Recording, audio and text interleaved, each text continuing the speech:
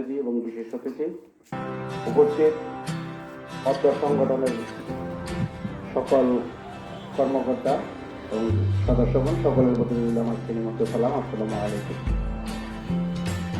আসলে বৃহত্তর এই রমনাচরের মধ্যে আমার দেখার মধ্যে এই সংগঠনটি একটি অন্যতম সংগঠন।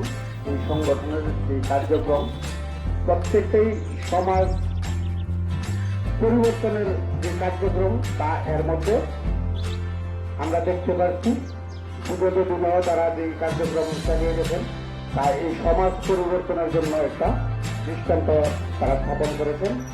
এই দ্বারা যেন অব্যাহত থাকে, আর এই অব্যাহত রাখতে গিয়ে আমাদের যতটুকু সাহায্য সহযোগিতা করবার দরকার এবং প্রয়োজন মনে করে তাইলে আমরা এতটুকুই করবো বলেই আমি আমার বক্তব্য সংযুক্ত করতে শেষ করলাম। আল্লাহ হাফেজ।